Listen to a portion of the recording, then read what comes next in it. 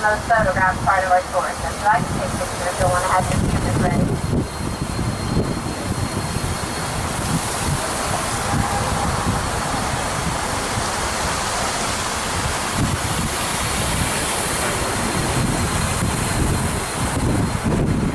Coming up straight ahead here on both sides of the canal, we have the Centennial Land Monument. Here to commemorate the Oklahoma Land Rush of April 22nd, 1889. We wouldn't become a state until 1907, but this is really what opened up the doors for statehood and settlement in this region.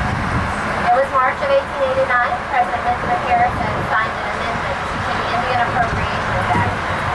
What that did was designate 2 million acres of land not assigned to native tribes in the middle of Indian Territory to be opened up, parceled out, and settled through a land race that we're going to hold in April.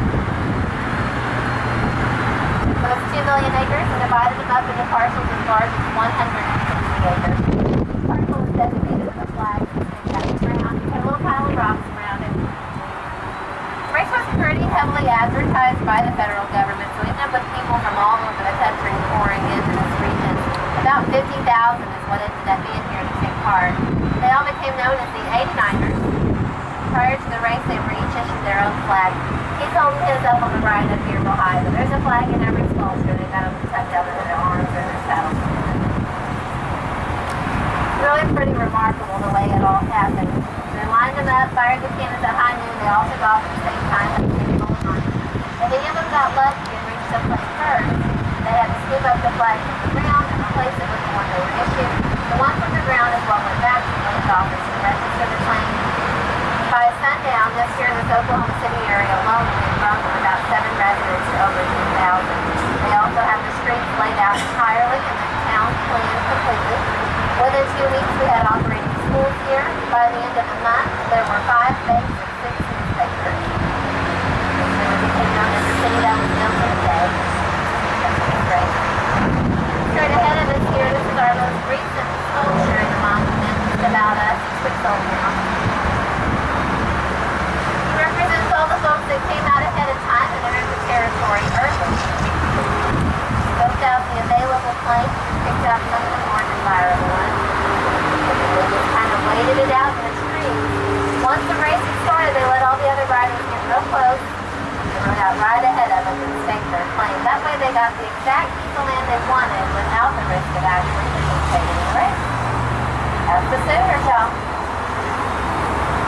Nickname is now the Sooner State. About a year later, in 1890, the University of Oklahoma was established. It became the OU Sooner. Then we're Sooner.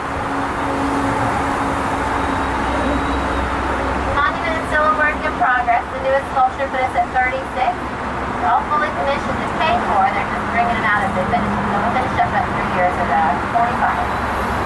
He's in front of us there on the right side of the canal, pulling out the reins in that wagon. That's a self-portrait of the artist himself, Dr. Paul Moore, artist in residence out of OU. Said that would be the most photographed spot in Oklahoma City. He wanted his own face in every picture. What's the one down here? That's a channel coming off the river, the Oklahoma River, and provides sidewalks to walk to connect the Boathouse District to Bricktown.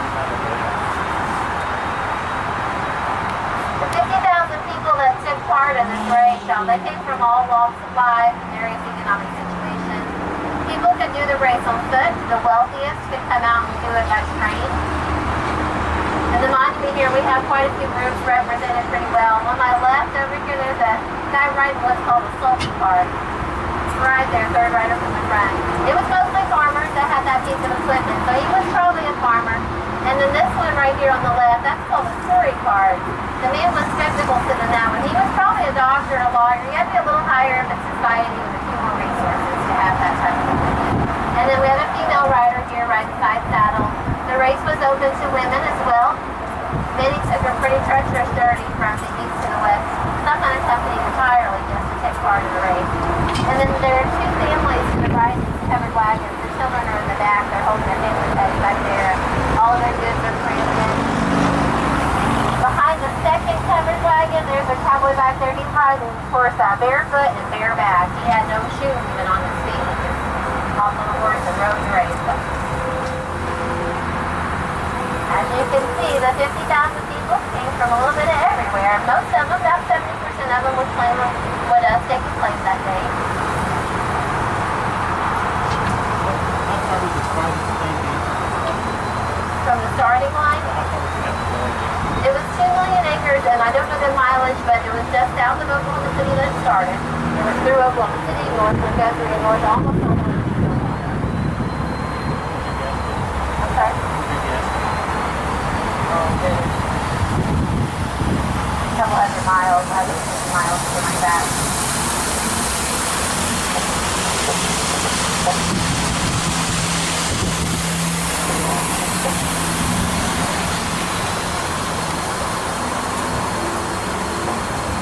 The breezes are sweet. Oh yeah.